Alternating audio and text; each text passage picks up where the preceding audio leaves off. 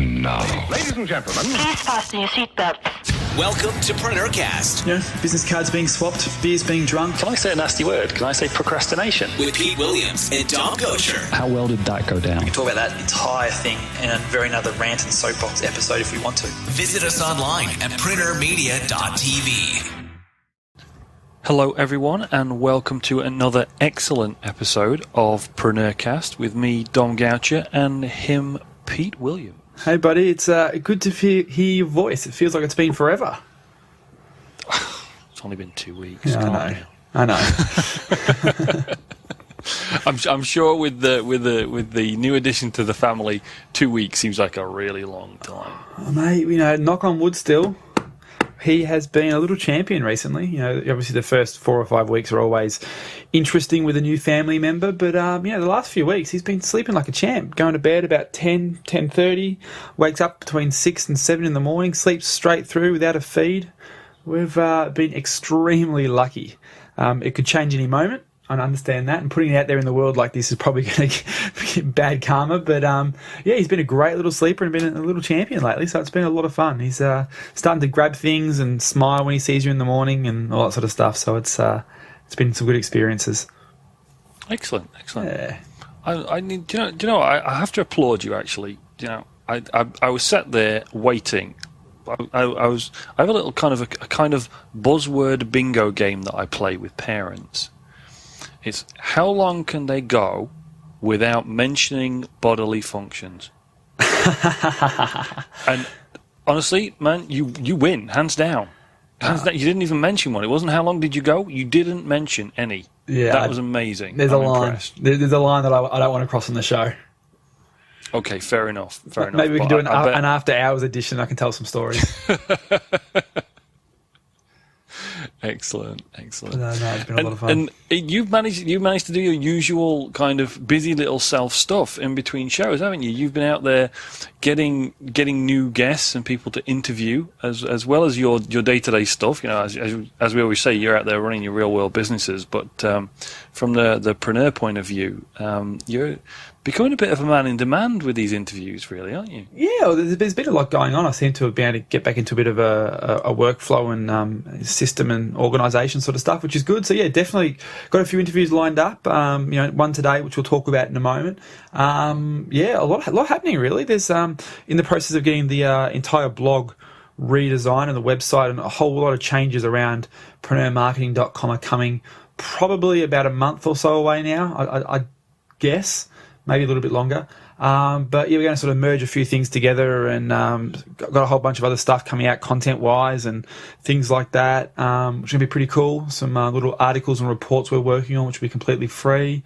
So yeah, a lot of sort of publishing sort of stuff coming out, which is I'm super excited about. So you know, keep your RSS feed locked to PreneurMarketing.com because there's going to be a lot of cool stuff happening very soon. Excellent. Yeah, I mean, we have got quite a few things coming between now and the middle of the year, or in financial speak, this quarter. There's a couple of big projects that are going to be popping up, Absolutely. which we'll talk about. And then some awesome interviews as well. So yeah, some really cool stuff. Yes. And sorry, go ahead. No, you're on a roll, sir. So I was going to say, and some exciting news with these interviews too. You know, given the size of our audience now, you know, the community we've got here with the show and the blog and all that sort of stuff is, you know, about 38,000 strong, which is just awesome. So thank you to each and every one of you who listen and are part of the community. And what that gives us now is a little bit of leverage with these guests, which is super cool. So what we're doing now, I'm sort of making it almost a bit of a caveat when we're approached by a publicist or a publisher saying, hey, you know, here's a client of ours, we'd love to get them on the show, is obviously historically we've gotten, you know, advanced copies of the books and stuff like that so we could read them and get an understanding of what we're talking about with the guest and making sure that they fit with the show and the audience. But I'm now sort of throwing our collective weight around a little bit and you know, demanding almost that they give us some copies of books that we can give away to you guys, the listeners. So you know, it's all fine and dandy for us to sort of get advanced copies here to sort of read and things and then get the guest on the interview. But, you know, I want to give you guys some books and stuff. So if you listen to the end of this interview, we'll let you know exactly how you can, you know, get some free copies of the book itself. None of this opt-in stuff. You don't have to opt in your email address or anything like that. You actually just stay part of the Preneur community, and we'll get you some copies of the book. So stick around to the end, and we'll show you how to do that. Yeah, it's funny. I'm listening away to you there, and I just thought I'm really dreading the time when you get a little bit bigger, bigger audience, and then suddenly you start like having riders when you turn up. You know what, like pop stars people do. Only orange like M&Ms. I only want blue Smarties or blue M&Ms in my dressing room, stuff like that. Yeah. Well, unfortunately, the rider that I could possibly have is just my office at home, and I think Fleur's a little distracted with those dirty nappies that I can't really demand too much at the moment. So there you go. Well, I got the mention in for you. Yeah. Okay, I'll make a note of that time, and we'll see if we can't beat that one next week. So let's get into this interview. I mean, we've got an interview this week that you did recently. I have a funny story about it, actually. Okay. Because the guy that you interviewed, a guy called Wayne Breitbarth, has written an excellent book on using LinkedIn. It's called The Power Formula for LinkedIn Success. Now, I didn't actually know you'd got this interview booked. Right? Okay. I didn't know about this one. Sneaky. Sneaky, because as you say, we get the preview copies, and very kindly, the publishers, we both get preview copies. We both get to review the books and choose the people that we interview, which is another thing. We do choose these people. We don't just go, hey, any old thing to fill in the space. We pick things that are relevant to the audience. But the strangest things happen. I got this notification from my LinkedIn account. I've got it set up to let me know when people do certain things, and apparently Pete Williams had what was it now? Listed me as the member of a project team. Ah, yes. Well, thought I, because you and I are both incredibly guilty of the same thing, which is that we both went and got LinkedIn accounts because, well, we knew that you really ought to have that thing, but we never really got around to doing very much with them, did we? Not at all. I was a complete novice when it came to LinkedIn. Yeah, and I still am, which we'll talk about later. But so this little email arrived, and I thought, hello, what's Pete up with? What's going on here? What's Pete up to? Like Pete suddenly started to pimp up his LinkedIn, and lo and behold, up pops an interview with Wayne, and the two things slotted together. Yes. So to give you some context, obviously, I'm not a LinkedIn person, or I wasn't historically. And I keep hearing so many whispers about people, having huge success on LinkedIn. Not only in the real world business sense, but also in the IM world as well, which kind of intrigued me. And I had this LinkedIn page, and it was terrible. And you'll hear Wayne give me some crap about it in the interview, which is kind of cool. And I just wanted to know, how do you actually leverage LinkedIn? What's the purpose of it? Is it just like a business version of Facebook? Is there actually value there? How did it actually work? And Wayne answered those questions really well for me. And I kind of went, okay, cool. I really got to do something about it. So I grilled him in the interview about how to actually make changes to the page and my profile and all that sort of stuff. And then obviously made those changes in under an hour, and have got some really significant results already from LinkedIn, which is really surprising me, which is very, very cool. So that's kind of, I guess, a bit of a setup for the conversation with Wayne. We delve into a whole bunch of stuff, why LinkedIn, the features of LinkedIn, where to use it, when to use it, how to use it, and most importantly, how to actually set your page up. So I think we should jump into it and let Wayne do the talking. Absolutely. You really did hit all of the questions that you came at it from the same perspective as me, and I think of as a lot of people, and you did ask some really good questions that really did get all those bases covered. So, folks, get out the pencil and the notepad, because this is actually really, really valuable stuff. And as Pete says, he's already seeing results, and I'm just in the middle of wading through and making those changes myself. So sit back and listen to Pete and Wayne.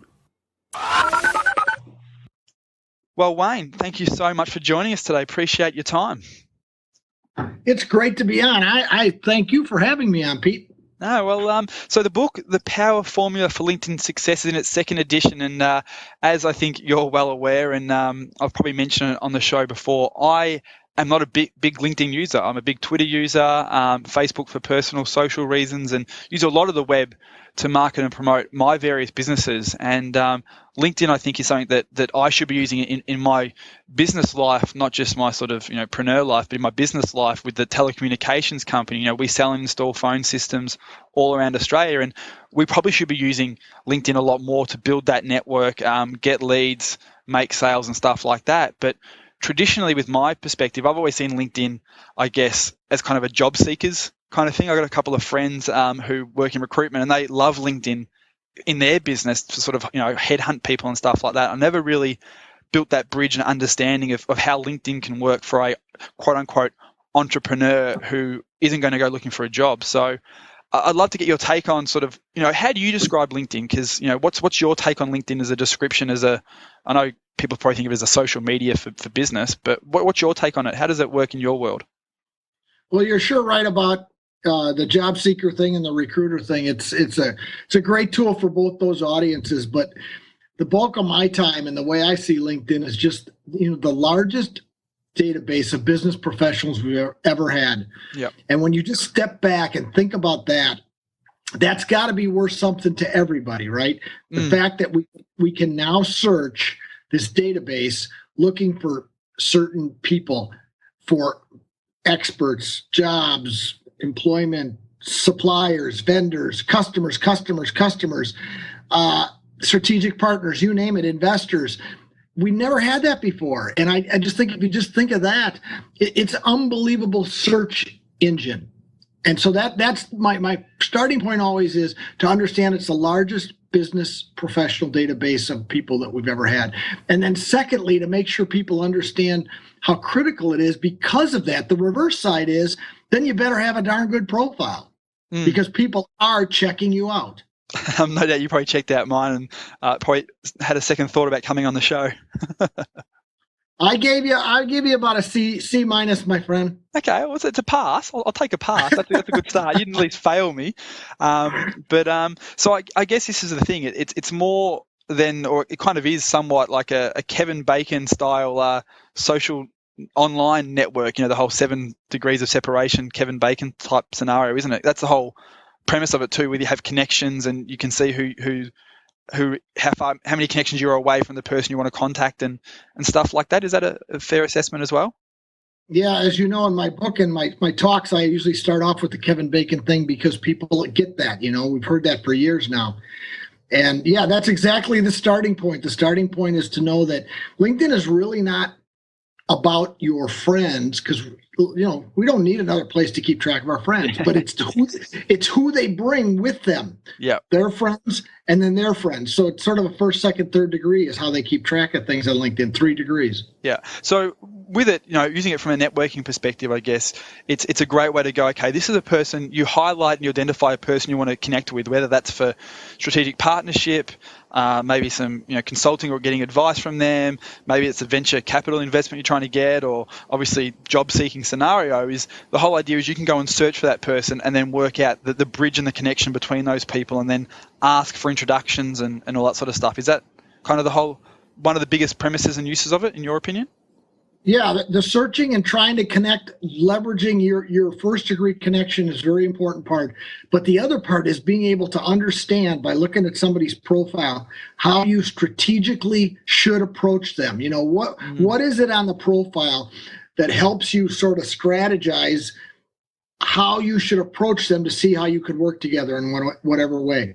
Yeah, so obviously I guess that's a good place to start, and this is one of the things I loved about working through your book. And I'm definitely going to go and either get myself or one of the team to work through that book and actually get that C- up to at least a B+ or an A by actually walking through the steps, because you get very granular in the book, which is great. There's a lot of strategy in there, but it very much breaks down. Okay, the first thing you want to start with is obviously your profile page, and that is sort of where mine falls down quite a bit. And is there some key things with your profile page that you think you really need to focus on to make sure you're at least maximizing that part of the LinkedIn world?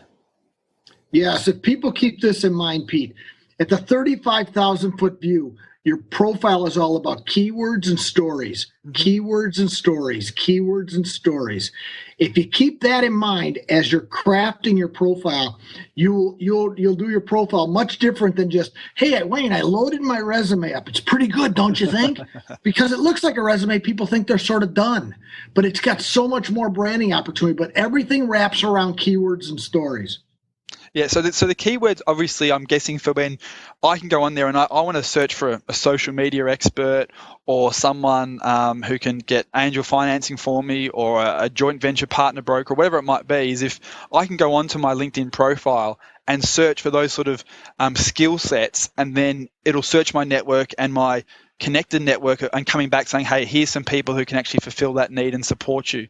So that's why it needs to be keyword rich. Is that the crux of that? That's exactly right. Yep. You talked about it like if you're looking, but now the key, Pete, is if they're looking for you, can we find you because of those keywords, right? Absolutely. So that's the thing. You want to make your profile keyword rich about all the different sort of skill sets and functionality and things you bring to the table with relationships in business. So when people are searching their network, if you're somewhere connected across that Kevin Bacon spectrum, they'll actually find you and then they'll approach you to do whatever it is that you do.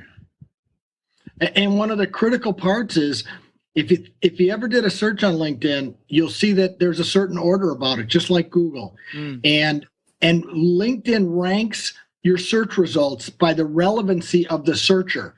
So for example, if you and I are currently a third degree. Yep. So even if you had the right keywords that I was looking for, being a third degree would probably put you on page 5, 6, 7, or 8 for me. Okay.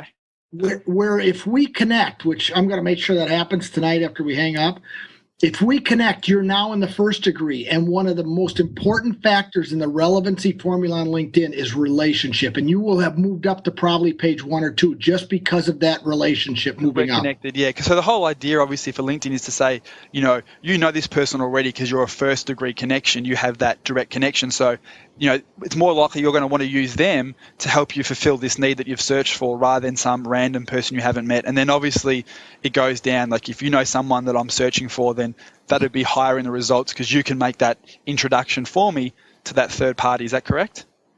Yeah. And as much as relevancy is based on lots of things, the number of times that keyword shows up, the number of groups you're in, your activity on LinkedIn, the total number of connections, all of those things go into sort of LinkedIn's secret sauce of the relevancy ranking. Relationship trumps everything. Yeah. So let me ask you this in terms of relationship. And one thing that happened to me and a lot of people I know when Facebook sort of first blew up, we all jumped on Facebook and I friended and requested or accepted every single friend request I ever got. And I found that what happened is it just actually messed up my use of Facebook because I started having all these people that kind of knew of me or read my books or whatever it might be who were suddenly my friends. And my news feed was just flooded with, I guess, quote unquote, spam from people I didn't actually have a network with. So obviously over time we sort of set up the profile or the business page in Facebook, and that's where those people sort of get pushed now. And my personal profile on Facebook is now just literally my friends and my family.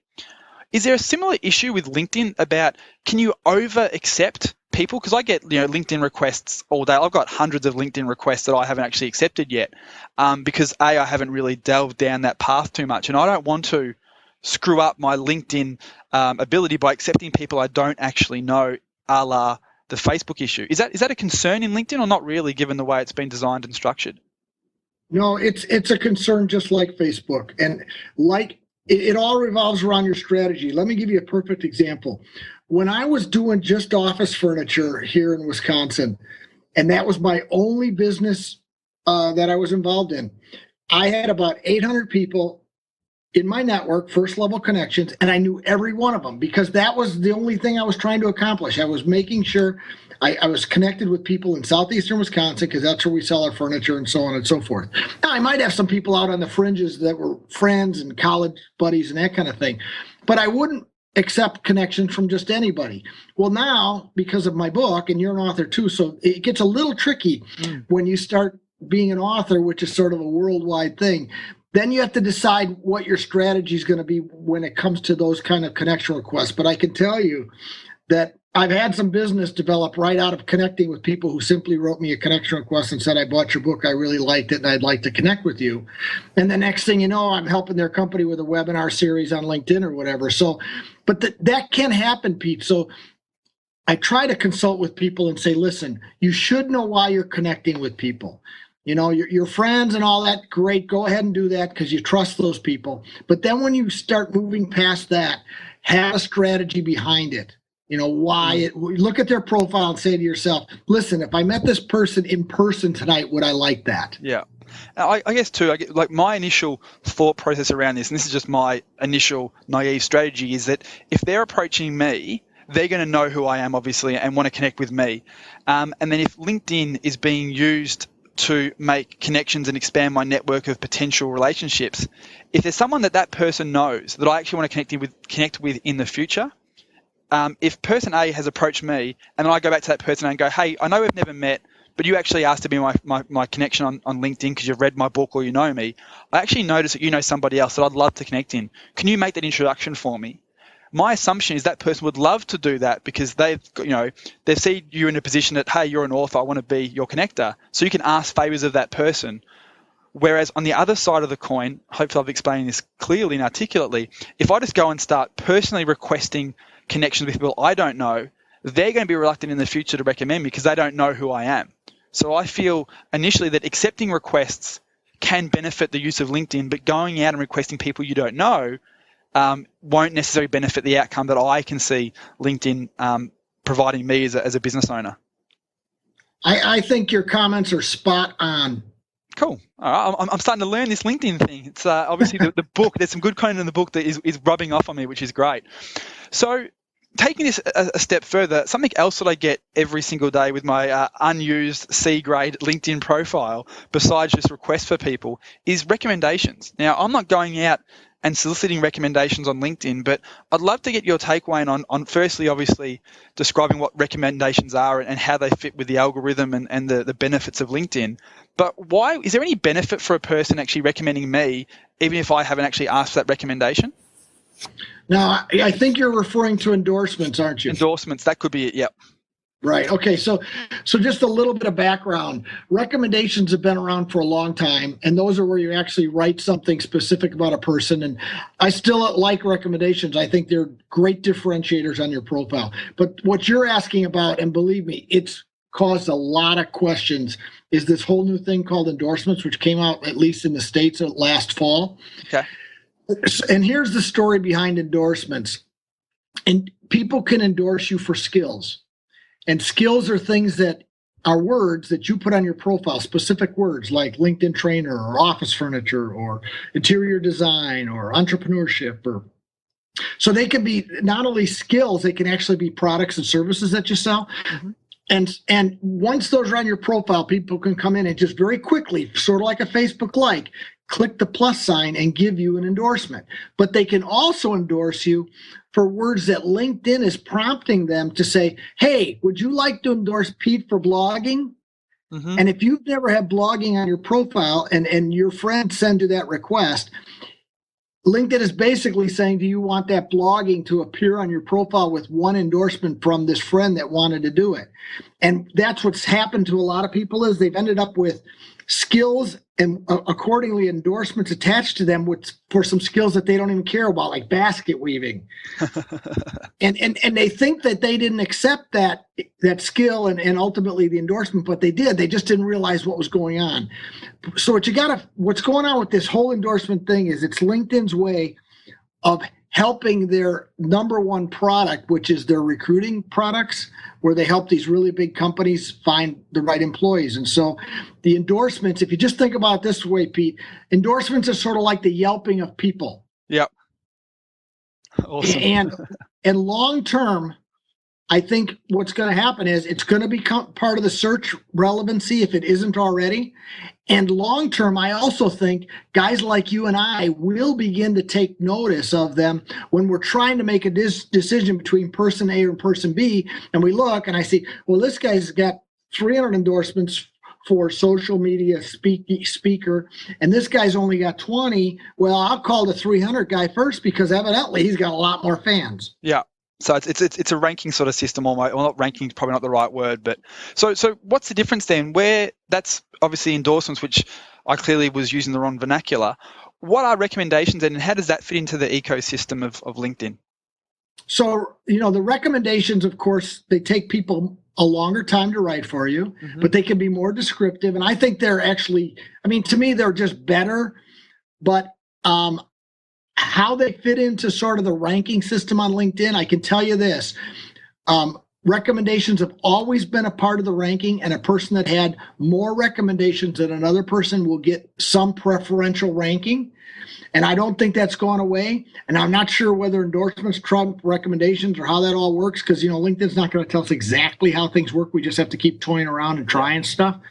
But I still believe strongly that recommendations are a differentiator. And we're back to what we talked about in the very beginning. It's keywords and stories, and recommendations can be an important part of your story, right? Yeah, so essentially, to use common words, it's basically someone giving you a written testimonial that's attached to your LinkedIn profile. Is that a fair basic? That's exactly what it is. And at least historically, even the words that are included in a recommendation written by somebody else will help you in the search ranking relevancy. Yeah, absolutely. I think that is sort of obviously, from the outside looking in, you'd think that if someone else is writing a testimonial or recommendation about you and is using certain keywords, it's a much stronger endorsement.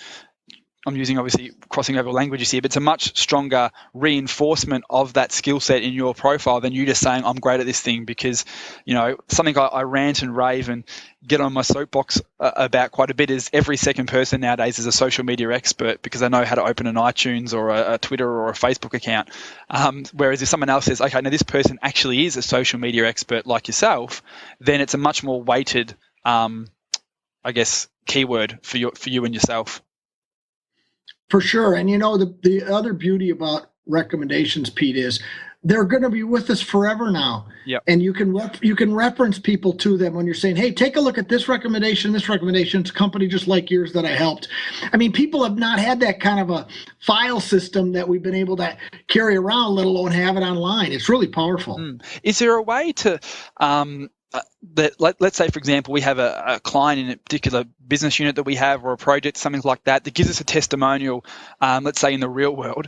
Is there any way of actually taking that and adding that to recommendations on our profile after the fact, but it's not actually a LinkedIn generated recommendation? Can we actually populate an area on our profile of testimonials that we've uploaded ourselves? Is that sort of a possibility with your profile, or is it very set and structured of what you can and can't do inside the eco structure? No, what LinkedIn currently has is a thing called your professional gallery. And your professional gallery is a place where you can put via a link documents, video, audio, those kinds of things can be linked to sections on your profile. So you could take a bunch of written recommendations, you can load them into a site like SlideShare or Box Files or Google Docs, and then put that link in a certain part of your profile, and then describe it by, here are written testimonials from 10 of my most recent customers or something. Awesome. Very, very cool, mate. Very cool. So let me just I want to sort of delve a little bit deeper one last time into sort of the connection stuff. And then I want to sort of talk about all the other stuff that comes with LinkedIn, like groups and ads and company pages and stuff like that. So just going back and just focusing on the connection side of things one last time is, what's your best advice for making a connection? Like, if you want to approach somebody and you go to LinkedIn and you do that search and find a third person on a Kevin Bacon scale that you want to connect with, what do you think is the best way to actually get that connection? Is it, still going offline and actually making a phone call to the friends and say, hey, Wayne, I noticed you're friends with Bill, who I'd love to actually connect with. Can you make that introduction? Or actually use the LinkedIn infrastructure that comes with it? What's your take on making that connection? I think it starts with taking a look at their profile. And if you see they have about 15 or 20 or 30 connections on LinkedIn, take it offline. If you see they look like their user, numbers north of there, 200-300, then I would use LinkedIn. because you have the people that have profiles that they don't even remember what their password is. Almost like me. Right? Yeah. No, you look better than that, my friend. But the point is, the information you gathered just from their profile and who knows who, there's no problem using the good old-fashioned techniques to call your friend and say, hey, do you really know this guy? I'd really like to meet him. Maybe we can play golf together or do something together. And, it doesn't have to use the tool if it doesn't look like the receiver is really using it. Now, when it comes to if you're going to use LinkedIn, I'll tell you what, one of my major pet peeves is using the standard invitation where it says, I'd like you to join my network on LinkedIn. Mm-hmm. I mean, to me, Pete, that's disrespectful. Yep. I mean, a 5-star invitation should have the following 2 things, hopefully. Number 1, where'd we meet if we did, and or how could we help each other? Yep. Actually start building that understanding and the why behind the request, not just the request itself. No question about it. People are going to now. You only have about 300 characters, so it gets a little bit tricky. So you can't give them your whole spiel in your little invitation. But once they're first degree, you can communicate all you want. So just make it succinct and tell them how you could help them and put it. What's in it for them, right? That's that old saying. Yeah, good old WIIFM, the good old what's in it for me. So beyond the connection, there's a whole bunch of other stuff that comes around. I guess the LinkedIn site and stuff like that. There's obviously like a news feed style scenario, like kind of like the Facebook news feed for one of a better example that people are probably familiar with. How does that work in the infrastructure in terms of just updates, and you can do status updates and stuff like that? How does all that kind of stuff work when it comes to LinkedIn? What's the benefit and the reason for that? Well, status updates, I think, are one of the best potential marketing tools you have on LinkedIn. Now, most people don't do it. Most people have not figured out that it is that important. It could help you. If you think about it, Pete, what's going on there is it's your ability to share good information. Now, not the fact that you're going to have a big sale and the next week you're going to have another sale and another sale. It's not meant to replace advertising. If you do that, you'll really turn people off. But it's a great place to share your thought leadership ideas with the people that have agreed to connect with you. I mean, step back for a second. People connect with me. Believe me, they don't connect with me because I'm such a good-looking guy, sitting here in Milwaukee, Wisconsin. They connect with me because they want LinkedIn information, training, advice, and strategies and tactics, that kind of thing. And so they're really expecting me to share on a consistent basis that expertise. And if I don't share, guess what they do? They're connected to maybe another LinkedIn guy that claims to be an expert. And if he shares more than I do or better stuff and more interesting, guess who's going to get the first call when it's time for a conference or a speaking engagement where they need a LinkedIn speaker? So that's what you need to do there is just think about it. Think about it as your way to give your audience the kind of information they want to stay on top of the things that you're expert at so they don't have to. So is there a character limit like Twitter? And obviously you don't share what you had for breakfast on LinkedIn. Is there like a character limit to the sharing stuff, or it can just be whatever you want to write and it just gets published into the feed? I think the latest I read was 700, so it's quite large. Yep. And like Facebook and like Facebook, always make sure you attach a link to an article, a document, or your website or a video, because we all know those get open and read at a much higher level than ones that just are words. Very cool. So don't do the sort of the Twitter style updates. Make them actually of some sort of value that's educational and reinforcing of your leadership and your positioning, whatever that might be. Very cool tip. And that's right. What's interesting, Pete, is you don't even have to come up with all the information yourself. For example, if you connected with me and you saw in my feed a few times a day, I share good LinkedIn stuff, and some of it I wrote and some of it other people wrote. But if on your feed you just hit the word like or you hit the word share, it'll now go to your network. So there's a social sharing element of it as well. So if you write really good information and share that on your feed, then your network will obviously share that to their network, and obviously that whole viral element comes about it as well. And you can even use a tool on LinkedIn called Signal, Signal, and you can actually see who's doing that very thing we just talked about with your stuff, and you can jump right in there. And even if you're not connected to them, you can jump in and say, hey, thanks for sharing that. We should connect. Very cool. Okay, so this is the extra stuff that is the stuff that, obviously is very powerful that I didn't really understand or be aware of, because to me it was just this, virtual Rolodex to a certain extent. But stuff like this is, you can start seeing how this actually can generate business for you beyond just networking, which is very, very Pete, cool. let me tell you a story about Signal you're going to really appreciate. So within LinkedIn Signal, which is like a Twitter search, you can save those searches and just go back in and click them. And one of my saved searches is the title of my book. Mm-hmm. So one day I went into Signal and I clicked on that title to see who was talking about my book.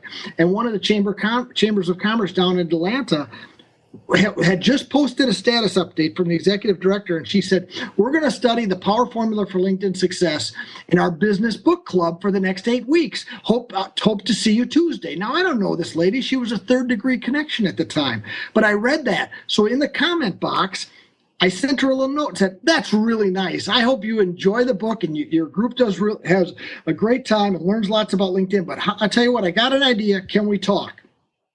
I made a phone call. She said, sure, let's do that. I got on the phone with her and I said, in the 8th week, how about if I Skype in to your chamber and talk and answer questions with the audience? And she said, you would do that? I said, yeah, that'd be so much fun. And I did that. And I'm telling you, there were 35 people from Atlanta listening to me, asking me a bunch of questions about the book. It was so much fun. But 2 days later, she called me back and said, they want you to come down here for a series of seminars. So I went down there and did some business, but it all came out of me sort of listening to conversations that I really didn't have the rights to hear. Very, very cool. So you could also, I guess, if you're like a service provider in a particular sort of industry, could you have a search around sort of the keywords and the skills that you actually have? So then you can actually, like, if someone is writing a question like to their network, anybody know how to actually manage our Google AdWords account, hypothetically. Someone actually is putting that out there on their status update for their network for help. If you're a Google AdWords expert, could you run a search on the term Google AdWords? And then when people are asking those sort of questions, about to say, hey, Susie, I know we're not connected, but I can help you out, or here's some free resources on my website. Can you sort of use it that way as well? That's a perfect use for Signal. And get this. One day I was teaching a bunch of telecommunication sales guys, wireless and phone systems. Yep. And I showed them this feature. And so while I was speaking, it was towards the end of my talk, one of the guys went right into Signal and he typed, RFP or bid and the word telecommunications. Well, this guy comes up to me at the end of the class and he says, Wayne, look at this. And he pulls out his iPad and he goes, I found this bid out in Boston. We are not involved in it, but the bid package is on its way because I searched Signal. Awesome. That's a home run, huh? Well, that's a perfect example for me to actually now get some action and get our sales guys onto it in the telco biz I'm involved in. So that's a very good reinforcement for the reason that we should start using it. So I guess, a question around that from a business perspective, you can have company pages, can't you, on LinkedIn? Like, where does that fit into the whole scenario? Yeah, you got to think of that as a sort of a separate file drawer, and it's a file drawer of companies. And where it fits in is, number one, every company should have a company page. And the easiest reason you should have one is because it's free, number one. But number two, more importantly, it's going to probably show up very high in the Google search for your company, either probably page 1 or page 2. Yep. And so to me, you've got a lot of people that you talk to in this online world. When you can control another Google slot with the best information that you have, you got to grab that. And LinkedIn, absolutely. Google loves LinkedIn, right?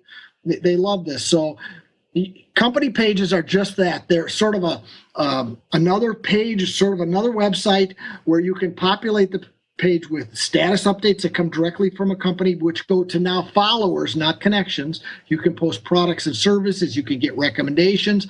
Your employees populate your company page. So all that starts to happen the minute you get a great page up there. But what's so interesting is even if you have a bad page or you don't think you have a page, LinkedIn may have started a page the minute one employee says they work for your company. Yeah. So you can go in and claim that listing and then obviously refine it and add data and all that sort of stuff.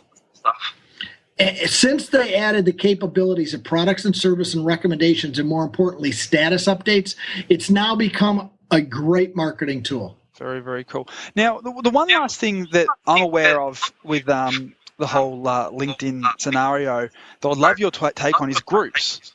I know some people have sort of got groups on LinkedIn and can you talk around that for a little bit, like the purpose of what they are and how you can maximize them and all that sort of stuff? Sure.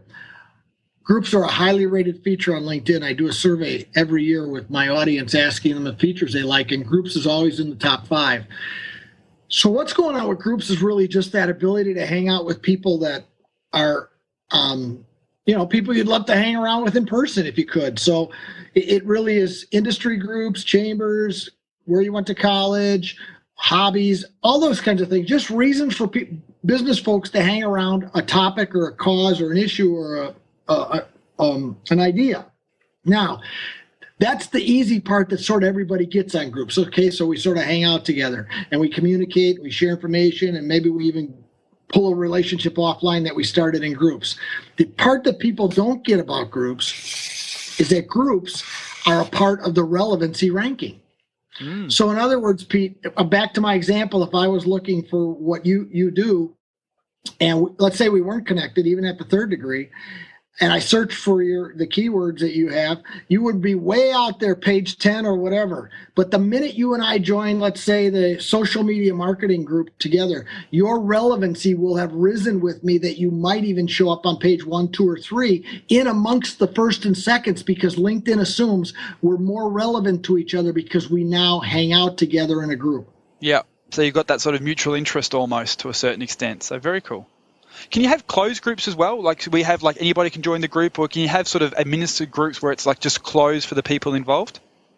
Yes, many like associations and stuff will close their groups and leave it open just to people who are actually, dues paid members of the exact club. And college alumni's approach is that way too. No, very cool. That's very, very smart. Well, Wayne, look, there's so much we can talk about, and I want to sort of keep grilling your mind, but I won't do it too much because a lot of it's in the book, and I'd love to just take a bit of time to talk about this 2nd edition of the book, The Power Formula for LinkedIn Success, because I want to say thank you for your time and your wisdom, and sort of obviously encourage people to go check it out on Amazon and Barnes & Noble and all that sort of stuff. So do you want to sort of talk around the book a little bit and give your take on the book and the feedback and the reason for writing it and all the goodness that comes with the book? Sure. Well, thank you. I appreciate that. So the idea of the book started about 3 years ago when we started, my wife and I started thinking about the 1st edition. And what I realized was that I didn't think there was anybody doing a good job of explaining the experience difference on LinkedIn and the relationship difference. In other words, the power formula for LinkedIn success is really based around the following things. We all have unique relationships. We all have unique stories. And a tool like LinkedIn is the 3rd part of the formula that can give you a power to get something done. And the first 2 things we have lots of. And I didn't think anybody was really getting to the crux of LinkedIn revolving around experiences and relationships. So in the 1st edition, I told lots of stories, and I gave you sort of the step-by-step how you get everything done. And that's still in the 2nd edition, because I think a lot of people don't get that, the Kevin Bacon thing and all that. But in the 2nd edition, I expanded it to include 10 additional resources for a much more of a deeper dive. So the book now is designed not just for the person who isn't even on LinkedIn and the beginner, but it probably will now take you sort of to that B+, almost advanced kind of user because of some of these resources and because I took a little deeper dive in some of the strategies, especially about connections. So now I still have that chapter that people like the very best, and that's the roadmap, the 6-week roadmap. I get so many comments that's my favorite chapter. You told me exactly what to do. And I still get nice comments from the chapter that's for job seekers only.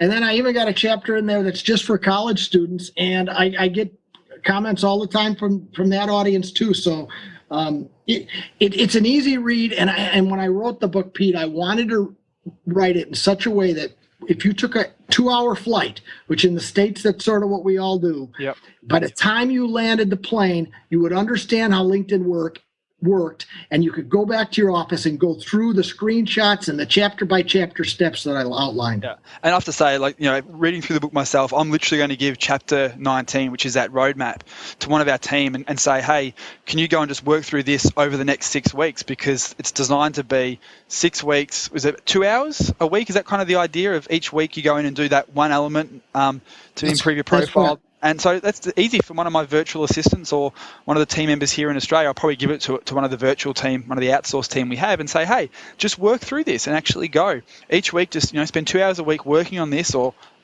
over the next 2 days, spend 12 hours and get it all done in 2 days.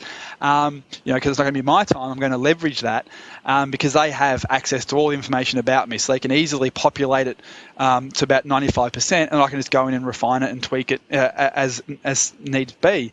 But that's a great little sort of step-by-step workflow for yourself or a team member to get that B grade, B plus, even an A level profile on LinkedIn without you having to do any work. Very clear, no sort of questions from your team members really, and you actually start getting all the benefits we spoke about, which is really, really cool. I really love that, and that's how I sort of feel like I'm going to actually take this and actually make it happen, because reading the book gave me the understanding of why LinkedIn's important and what LinkedIn needs to be and what I need to do. But how to actually do it, I can just give the book to a team member and make them go through the how-to steps, which is just brilliant. So I really, really appreciate that as a reader. I've had lots of my friends that are at the C-level, or attorneys, accountants, and those kind of people who have assistants do just what you're going to do. And I'll be glad to give you a new grade when you let me know when you're ready, man. Awesome. Sounds good. I'll resubmit the assignment to the teacher. I love it. So there's one or two final things. Obviously, we were chatting before we obviously hit record, as I always do with everyone we have on the show. And we were commenting that obviously LinkedIn, like every single social media tool, changes so quickly because of, this the nature of the beast. That's what it is. And by the time you write a book and edit it and get it to print, and obviously in the bookstores with this second edition came out only a couple of weeks ago, things do change so quickly. And you have a newsletter that you publish as well via email, I believe, that people can actually subscribe to and get more updated changes and keep sort of their finger on the pulse with the new updates. Is that correct? Yes, every weekend I send out an email sort of with what's going on and the latest and greatest and my newest thoughts on the strategies for some of the features or changes to features. And it's really the way you got to keep up with everything online these days. You've got to align yourself with certain experts and get their stuff and just stay on top of it. Awesome. And people can get that it's powerformula.net, www.powerformula.net. I know that's your website. Is that where the newsletter lives as well? That's correct. Thanks, Pete. Awesome. So the final question, this is the question I ask every single guest we have on the show. What is the one question I didn't ask you that you wish I did, or that I probably should have? You didn't ask me how much money I've made on the LinkedIn techniques to grow my business. That should have been the first one. That should have been the hook. Okay, so let me ask you that question. How much have you personally made by using these LinkedIn strategies yourself? Well, I can tell you, my LinkedIn business wouldn't be nowhere without it. Yep. On the office furniture side, which is where I began my journey on LinkedIn, when I started my journey on LinkedIn, I was the CFO. So basically, I was the guy who stayed in the office and did the books. And now I actually have a book of business, and I've got customers that I serve, and I'm doing about $250,000 a year, just part-time as I'm doing all my other stuff, but using LinkedIn to strategize on how to get in front of people, because I've got a really nice network here in the area. And whether it's me finding who knows who, or the other sales reps that work in my office leveraging my network, we use that all the time. I think this is the brilliant thing, and this is the type of guests we try and get on the show all the time, is people who are teaching stuff that they're actually doing in their real world businesses. Because there's people out there who are, talk about LinkedIn and how to use LinkedIn, but they've never used it in the way their clients actually are intending to use it. And I just find that a big disconnect in, like, well, if you actually are, trying to teach something, shouldn't you have actually done it in the same way that your clients and your prospects have actually used it? So with you actually, running a furniture business and actually using LinkedIn originally to grow that furniture business and still making, lots and lots of sales and leads and connections through LinkedIn, it gives, in my mind, a lot more credibility to the actual education you give through the books and stuff like that, because you are your own client as well, which is, in my mind, really important. Because, as I said before, there's so many quote-unquote social media experts helping businesses generate revenues and leads and sales through social media, yet they've never done it themselves. I just find that a huge disconnect and not the right way to go about selling a service or being a provider. So I commend you for that as well. Well, thanks. And I really enjoy that part, because when I stand in front of an audience, you're right. People there's a lot more credibility. Yeah, and I try and take that too. Like, with the podcast and the stuff that I do in my book writing, it all comes back off the stuff I actually do in the telco company and the retail stores and the online e-commerce stuff. That is my day to day, and that's where everything is. It's the test bed, it's the lab, and then the lessons I learned there, then I turn around and share it on stuff like the podcast. So it's been great to have you, Wayne. Really do appreciate it. The book, The Power Formula for LinkedIn Success, is available where all good books are sold. Is that the tagline? Amazon, Barnes & Noble, all that sort of stuff? That's perfect. Beautiful. And then powerformula.net for the newsletter and the blog, and to actually see your smiling face all over that website as well. Yeah, thanks, Pete. It's been a lot of fun. Beautiful, Wayne. Well, thank you so much for your time. Have a good day. Awesome. So that was Wayne Breitbarth, which was hugely valuable. It was really cool, actually. The next day I went and made a whole bunch of changes on my profile, which you can go and check out, guys. Go to linkedin.com and search for Pete Williams, and feel free to add me as a connection. You're part of our community, so let's connect on LinkedIn. And he sent me a message the next day, because obviously we friended each other, or connected, I think is technically the term on LinkedIn, and he sent me a message saying that you now got an A on my profile review from him. So I've gone from was it a C, I think it was, or so you said there earlier, all the way through to an A very quickly in under an hour of my time, which is really cool. But in terms of some of the results I've got, it's been interesting. I've had some other business meetings recently, some consulting stuff. So obviously some stuff that relates to the telco business, and also some high-end consulting and some other opportunity stuff recently. And it's been interesting that the conversations I've had with these people who work in that quote unquote real business commercial world have actually said, I saw you did this, and I've seen you done this. And I said, how'd you hear about that? Your LinkedIn profile. And it really amazed me that obviously now I have actually a decent LinkedIn profile, which has a lot more information about me and my background and skill sets and all that sort of stuff that Wayne and I discussed. It's actually coming back to me in conversations. Now, historically, I'm guessing these people obviously, looked at my LinkedIn profile, but saw it was just there with nothing on there, so took no notice of it or didn't have any relevance or weight to anything. Whereas in the last week, 2 conversations that I can think of that, will end up being hopefully over $50,000 of revenue. Both parties mentioned my LinkedIn profile. And now how much weight they actually gave to actually the deal coming through, I don't know. I didn't actually say, wasn't going to quiz them about that. But it's just interesting to actually hear that, there's a lot more credibility for me coming into those meetings now because of that LinkedIn profile that people do search and look at, which was a big surprise to me because, with a crappy LinkedIn profile, it never came up in conversation for obvious reasons. But with a good one now, it's actually starting some conversation.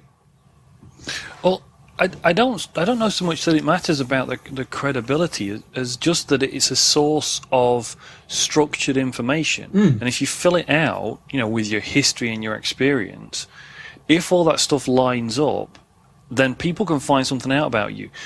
It's like a lot of people put. I was reading one today. It was actually quite funny. On the web, somebody had on their website the about page, and the website was about their industry and about what they do. They were supposedly a social media expert, but their resume on their website was very random. It was more about the fact that they'd been involved. They'd been some kind of major project manager for construction in the past, and that they got an MBA from somewhere else, and all these things, and not so much about the social media experience. And so, these things get a little bit confusing for people. Whereas I think the LinkedIn, if you do it right and you set it up right, it becomes that resume. And people can look at it. And if they themselves are a LinkedIn user, then it really is a credibility thing. It really does add weight. So definitely, I can see the value having listened to Wayne, because I was like you. We said it in the intro. I was like you. I was always thought it was kind of like the Facebook for business, and I also filed it under the heading of I'll get round to that at some point, because all of my work comes from referral. Yep. But the interesting thing, and it's exactly what you're saying, my work might come from referral, but I pretty much am sure that some of those referrals, even though it's somebody refers me directly person to person, some of those interactions could be made easier if these people could look on LinkedIn or wherever and find out a little bit more about me in a format that they understand and have got some experience with. Plus, the referral mechanism, which is again something that you talked to Wayne about there, and he gave some great examples. That referral mechanism is so much smoother through LinkedIn.